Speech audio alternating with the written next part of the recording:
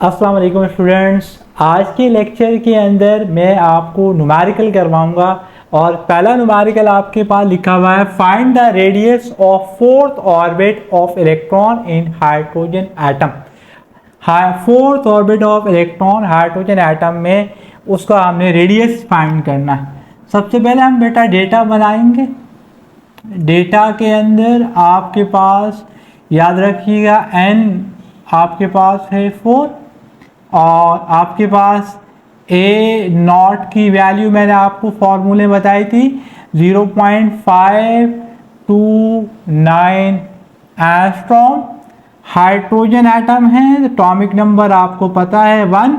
आपको रेडियस निकालना है। सॉल्यूशन, उसके बाद फॉर्मूला आपके पास यूजिंग फॉर्मूला, ये R is equal to A naught N square upon Z. Value substitute करेंगे। R is equal to A naught की वैल्यू 0.529 ना बेटा। n की वैल्यू कितनी है? n की वैल्यू आपके पास है 4, तो 4 का square divide by atomic number है 1, मल्टीप्लाई डिवाइड करेंगे, ये आ जाएगा 8.46 एंगस्ट्रॉम। ये हमने रेडियस कैलकुलेट कर ली। ठीक है बेटा, रेडियस हमने कैलकुलेट कर लिया। अच्छा बच्चों, दूसरा क्वेश्चन हमारे पास लिखा हुआ है, calculate the energy of N1 for lithium ion and helium ion. देखो, मैंने आपको ये बात बताई थी कि जो बोहर पोस्टुलेट है वो सिर्फ और सिर्फ एप्लीकेबल है सिंगल इलेक्ट्रॉन वाले एटम पर, मल्टी इलेक्ट्रॉन एटम पर वो एप्लीकेबल नहीं है। तो सिंगल इलेक्ट्रॉन वाले एटम्स आपके पास जो है वो हाइड्रोजन एटम या लिथियम आयन, आपके पास लिथियम आयन +2, इस तरीके से हीलियम आयन +1, बेरिलियम आयन आपके पास आयनिक फॉर्म में जब आप उसके पास एक इलेक्ट्रॉन छोड़ेंगे तो वो उस पर एप्लीकेबल है। तो यहाँ पर भी है, सिर्फ यहाँ जो चेंज आएगा वो एटॉमिक नंबर का चेंज होगा। अगर हाइड्रोजन एटम होता है तो आपको पता है एटॉमिक नंबर 1 होता है, और हाइड्रोजन का जो एटॉमिक नंबर 1 का स्क्वायर करेंगे तो 1 ही आएगा। तो यहाँ हम सॉल्व करते हैं। पहले हम यहाँ लिख लेते हैं फॉर लिथियम आयन।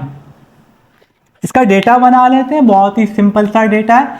डेटा के अंदर हम यहाँ लिखेंगे बच्चों, आपके पास K की वैल्यू तो आपको पता होनी चाहिए 2.18 एक्सपोनेंट -18 जूल।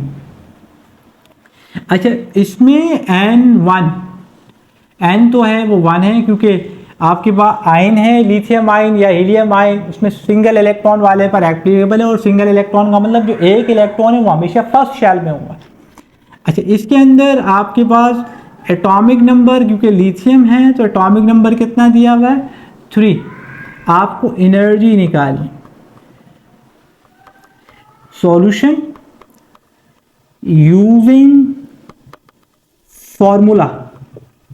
फॉर्मूला अप्लाई करेंगे बच्चों। E equal to -K Z square upon N square. ठीक है, वैल्यू सब्स्टिट्यूट करेंगे। ये माइनस ऐसे ही रहा 2.18 एक्सपोनेंट -18। अच्छा, एटॉमिक नंबर आपके पास बच्चों जो लिथियम आयन है उसका कितना दिया हुआ 3, तो 3 का स्क्वायर डिवाइड बाय 1 का स्क्वायर, शेल नंबर 1। तो जब आप इसको मल्टीप्लाई करके सिंप्लीफाई करेंगे तो बेटा आपके पास लिथियम का आंसर आ जाएगा, लिथियम आयन का 1.92 एक्सपोनेंट -17 जूल। ये हमने E निकाल ली। ठीक है, ठीक है बेटा। अब हम दूसरा क्वेश्चन करेंगे बेटा, दूसरा पार्ट 1 हमने कर लिया। पार्ट 2 के लिए दोबारा बेटा हम लिखेंगे for helium ion. For helium ion, helium ion के लिए डेटा बनाएंगे।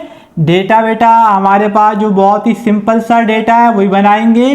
के की वैल्यू वही है 2.18 एक्सपोनेंट माइनस 18 जूल। फिर बेटा आपके पास जो है n की वैल्यू भी सेम है 1, z चेंज है, अब यहाँ z है 2, आपको निकालनी है एनर्जी। सेम फॉर्मूला अप्लाई करेंगे, E इक्वल टू माइनस के z square upon n square. Value substitute कर लें, बिल्कुल इसी तरीके से होगा। यहाँ आ जाएगा आपके पास 2.18 एक्सपोनेंट माइनस 18, लिख लेते हैं। तो ये हो जाएगा आपके पास माइनस, यहाँ भी आएगा 2.18 एक्सपोनेंट माइनस 18।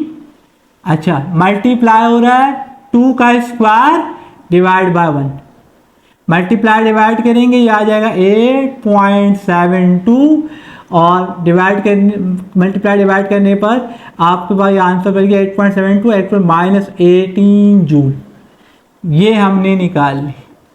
अगर हाइड्रोजन एटम होता तो हाइड्रोजन एटम में यहाँ 1 आ जाता, शेल नंबर 1 ही होता, एनर्जी आप कैलकुलेट कर लेते।